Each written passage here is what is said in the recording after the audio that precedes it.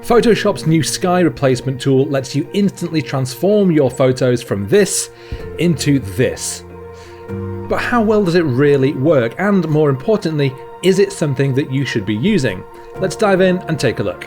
So here we are over in Lightroom, and I've picked out a whole bunch of images that have got pretty plain skies that are the sort of shots that you might think about wanting to jazz up by using sky replacement. Let's start off with this one, and as we can see, we've got a nice shot overall. We've got nice composition, the rocks look cool, the lighting looks cool, but the sky is just empty blue, and it might look a bit better with something a bit more interesting going on. So how do we do it? We right click, edit in Photoshop 2021. So now we're over in Photoshop, and it's very, very easy to do. We just click edit. Down here, if you've got the latest version, you will see sky replacement. Click that, and it'll just take a few moments to run its little things. And as we can see, it's already decided to replace our sky with this rainbow. But you get this sky replacement dialog box that comes up, and in the top little box here, we can choose all the different sorts of skies we want. We've got blue skies, we've got spectacular skies, all different kinds of things. Let's have a look at some of the blue ones first, because we already had a blue sky, so this is going to match more easily. It already looks, I think, pretty believable, as does maybe this one. But as you can see, with each click, it just automatically loads into place.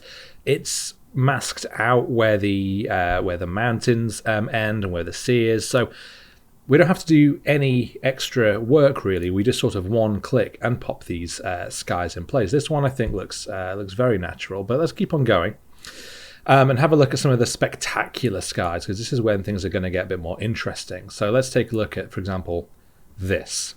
Now, I think the sky looks cool.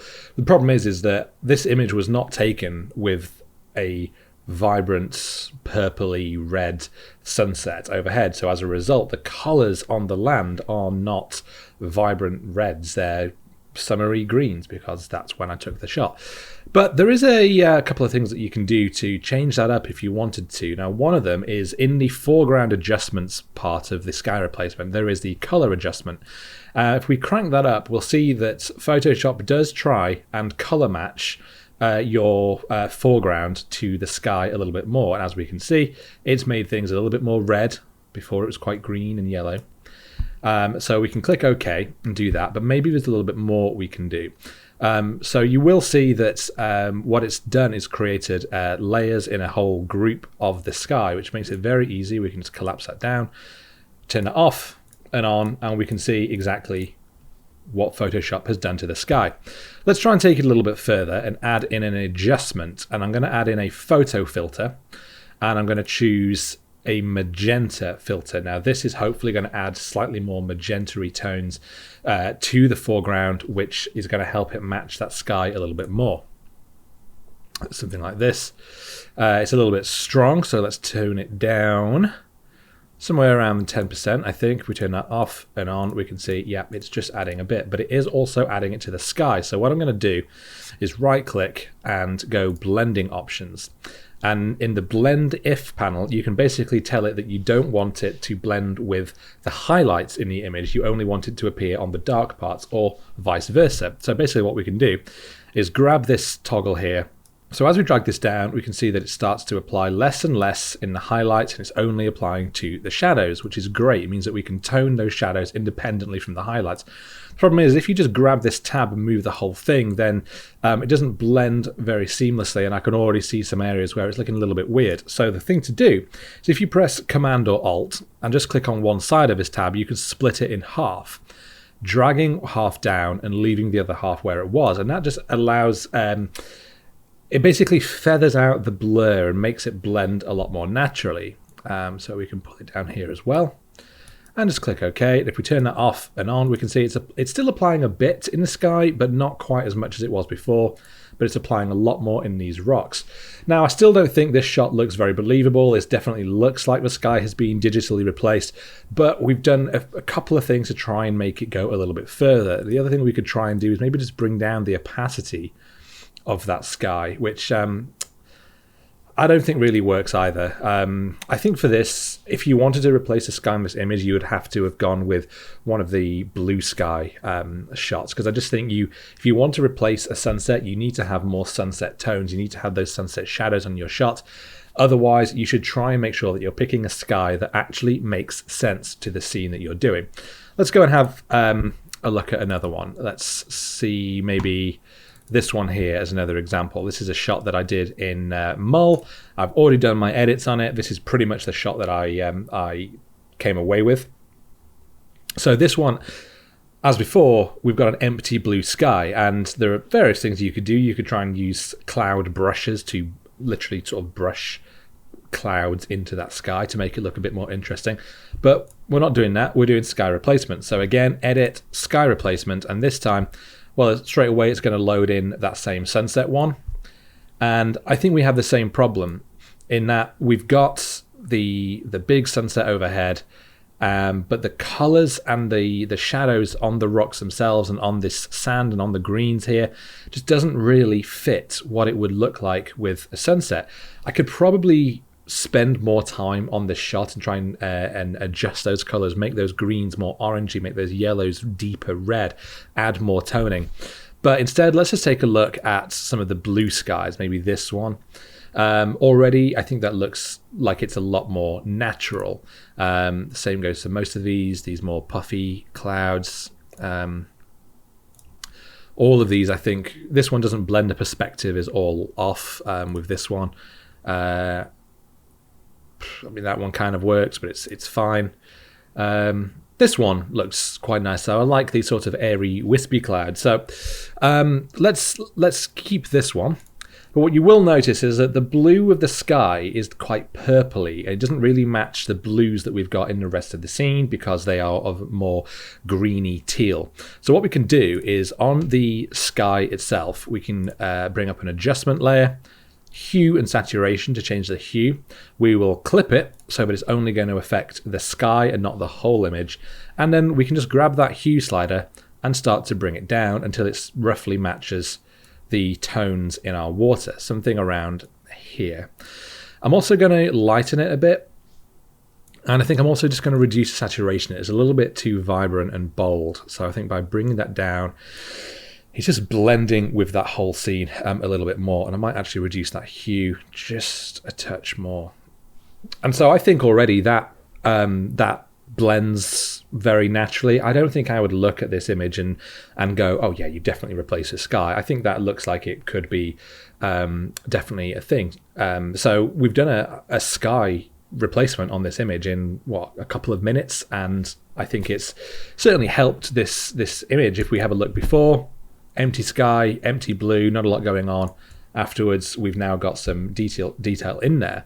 If we have a zoom in, you can just see how accurately Photoshop has done this. There's no noticeable fringing, halos around the rock. It is genuinely quite astounding at how well this can work, and it's entirely based on AI. It's a little bit frightening, but we'll come on to a discussion later. I still want to just give you some more examples of kind of how this works. Let's have a look at maybe this one, because we've got a little bit more complex trees and stuff going on up there. So let's have a quick look at how this one can look. Edit, sky replacement. It will default to the last one we used, which doesn't work at all. It doesn't match with the rest, and we've got what looks like quite a lot of sort of haziness around the trees. That said, it is still amazing the fact that it knows automatically where the sky is supposed to be. It hasn't tried to put it down here in the water. It knows that that is where that sky is, but it doesn't work. I don't think any of the blues are going to work because we've got a lot of orange tones. This might be one where actually the sunset ones might work quite well. And indeed, I think it looks okay. It looks better than the blue sky, but it still doesn't completely match. So let's try some of the things we did before. Let's bring that color adjustment up. It's going to add in some more tones into our foreground, which I think already is going a long way to making it blend. Again, let's close down the sky replacement and let's add an adjustment with a magenta filter on top. Again, it's very, very strong, so we'll bring it down to maybe 15%. And I'm going to do the same thing I did before with the blending options, blend if, and I'm going to bring it down from those highlights. But again, I need to separate that tab. If you look around this part of the middle of the sky, you can see what I mean a little more clearly here. It looks wrong the way that the blend has worked. So if I split that in half, drag this back up, and it's smoothed it out, it's much less noticeable that that's happened. So we can keep on bringing this down, and it's bringing some of those purples out of the water as well and out of these trees. And we can maybe bring it away from the top as well. So if we're doing that off and on, it's definitely adding that magenta-y warmth, which I think is making this sky fit with the scene, I think, a lot more realistically. I think the sky is maybe a little bit too bold, so let's just try bringing that opacity down. So maybe it's just getting into sunset, but it hasn't quite got to that deep richness. And I think maybe that's believable. I'd really like to know your thoughts on whether you think these are believable, because I did a couple of tests before and I looked at them. I thought, if I saw those on Instagram, I'd suspect some funny business. But so this is what it looked like when we came in. Empty blue sky, an otherwise fine shot, but just a big patch of nothing going on up here. And then we've done this, and now it's this evening scene. We've got those cool clouds, and we've got the colors going on throughout. So maybe it looks better. It certainly looks like it's been faked, but do you like that? Do you not? Let me know. Let's have a look at another one quickly. Actually, let's have a look at this one with these standing stones, because this one does have some clouds in, but it's not that interesting a shot because I think we've got this blown out highlight here where the sun was, and generally it's just a little bit flat. So maybe this is one that, again, we can liven up with the new tool. Edit, sky replacement. Let's wait for it to load. And right off the bat, I think the sunset one could work really nicely, but maybe not this one. Let's have a look at some of the other ones. This one, perhaps? That one looks pretty nice. I mean, we could put in some more dramatic clouds that I think fit the color toning and the mood that we were going for, but let's keep on having a look. Maybe these. What about these sunset ones? Now, these are only the skies that Photoshop has in by default. You can, of course, go on stock websites and get loads of skies. There are plenty of sky images available on Google if you wanted to go that route. Yeah, this one definitely doesn't work because we don't have any of these evening tones in this shot. Same with this one. Yeah, it doesn't really fit. But again, it's amazing how well it does try and blend it in, and how well it cuts this out from our background. Let's stick with this one. And we'll, again, go with our color adjustment. We'll ramp that up a bit. I mean, I think that's looking almost quite realistic. What do you think? And we'll go, okay. I think the photographers watching this will probably look at it and go, oh yeah, that's very fake. It hasn't worked. The colors aren't right. But maybe people who are less used to seeing these kinds of shots and are less familiar maybe with looking at the fine color balances and trying to work out, maybe some people might be fooled more easily, but that's with before and after. Yeah, and I think it's done a good job in sort of adding in that warmth. It's changed the exposure of our ground. Before it was very kind of green and not very warm tones. Afterwards it's darkened it down, it's more orangey. I think that's done a very good job. I do. So let's quickly just take a look at one more. Maybe, I don't know, maybe, let's give it a try. Let's give it a challenge. Let's try it with this one, because there's only a small patch of sky behind the church, and then we've got these trees here. So I am going to be interested to see what Photoshop can do with this, how well its AI works. So same again, let's go edit, sky, replacement. Bear in mind, when I hit sky replacement, I don't have to tell Photoshop where the sky is. I don't need to draw a box around it or anything like that. All I do is just click sky replacement. And it has found that sky. I don't think it's done a great job here. What do the blue ones look like? I don't think they look great either, because we have got these sort of darker orange tones. That doesn't look too terrible. I think that actually works quite well. I think that fits with the oranges that we've got going on already. If I also use the color adjustment and really ramp that up and press OK. If we turn it off and on, I think just that one click, actually that is quite realistic. Let me know again what you think, if I think I'm right or wrong here. But I'm not going to do anything else to this image. I think that's done quite a lot. We could maybe just try toning it down in the opacity, something more like that, so it's a little bit more subtle. Before it was a bit of a punch in the face with that color. But I think it's done so well in blending it with the trees. If you quickly flick it on and off, you can see it is going over the trees a little bit. But just looking at it here, there's no sort of weird halo. And it's cut it out with these leaves. There aren't weird artifacts. It's done such a good job. And it's just one click. It's amazing. Genuinely, I am astounded by how well it works. But the other one that I did want to show, now I did this one before I started recording because I thought it might take me a little bit longer, but it's this one here. Now, let's have a look straight away at what I came in with. And it's a nice enough shot. We've got the reflection of the church, but it's straight out of camera. It's not that impressive. It's just a little bit nothing. It's just a snap as I walked along a canal. And then we add in the sky replacement, and straight away we've got these bold colors, this vibrant sunset scene going on. It's added some extra colors in the foreground as well, and it's darkened it down a little bit, which is again just trying to automatically give the scene a little bit more realism. But we've got a couple of issues. Most importantly, of course, is that the reflection in the water is of the old sky. We are not got any reflections of this new, these new clouds, these new colors. So it was easy enough for me to just copy that layer, flip it over, and then basically mask it out of here. And in doing so, there we go. We've now got that exact same color tone here and here. So now it actually fits because it's reflecting that sky. And then did a little bit more toning and a bit more toning on the whole image.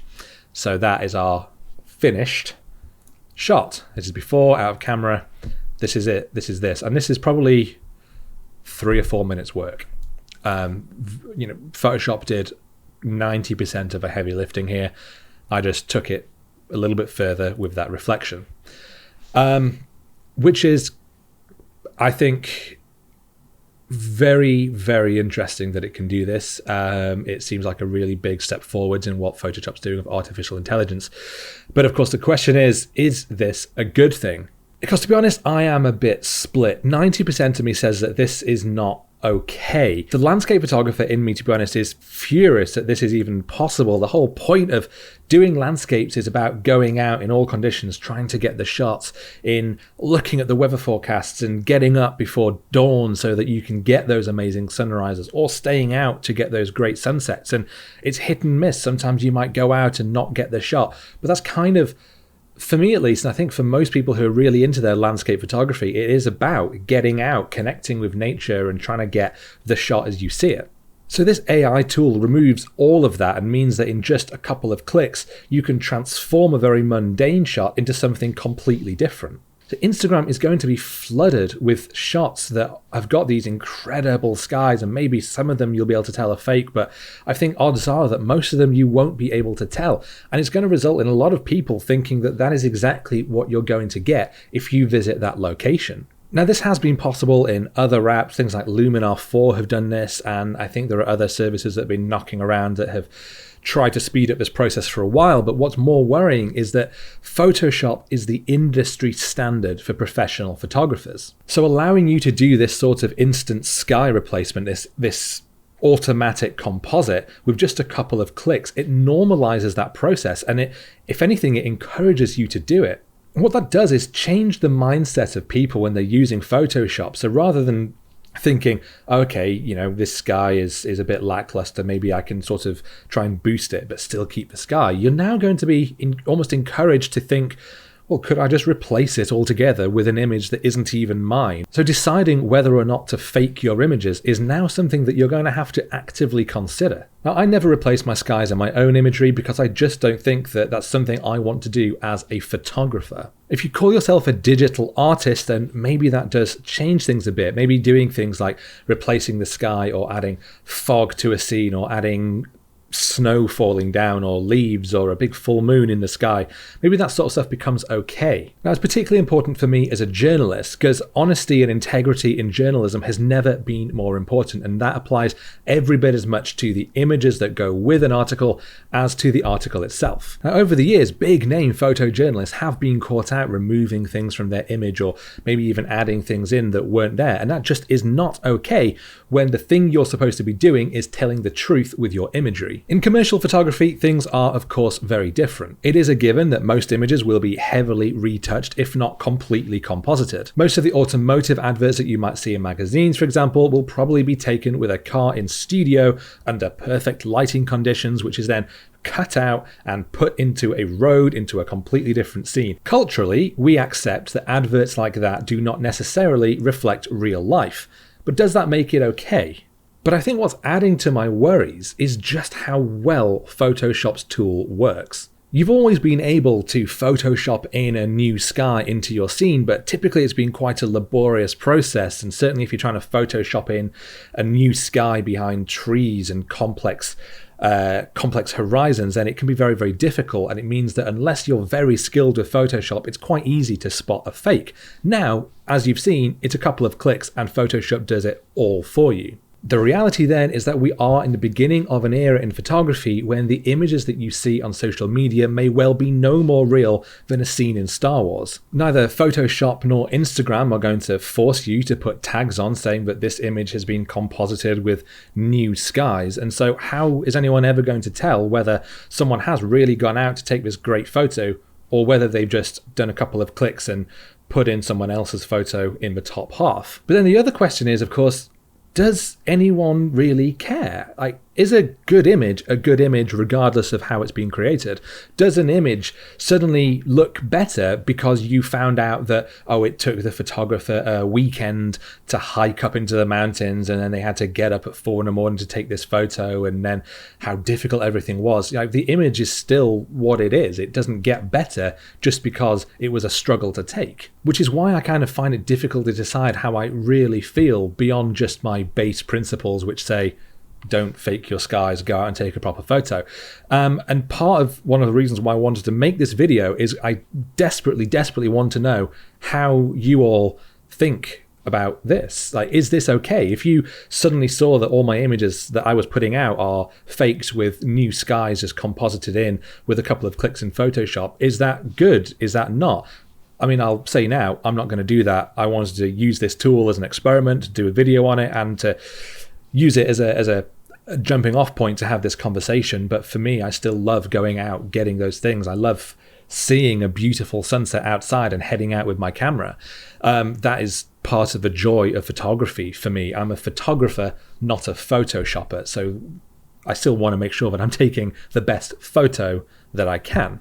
But let me know what you think about doing this yourself. Maybe is this a tool that you think that you're going to want to use to jazz up your own holiday snaps? If you do, would you look back on those holiday snaps in a few years and think about them differently because, well, that isn't the sky you saw, that is actually someone else's sky and you just put it into your image? Would you want to put these on Instagram? If you did, would you put that this has been a sky replace, or would you just say, no, this is the shot that I took? I'm not saying either one is necessarily bad or that you should. No one's going to force you. but I'm really, really interested to know what you think. So please, if you have any thoughts about everything that I've shown and talked about in this video, please leave those in the comment box below. You can find me on Twitter and Instagram with @BatteryHQ. But hopefully this video has been interesting to see how the tool works. If you have enjoyed it, do please hit that like button, subscribe if you don't already, and I will see you next time.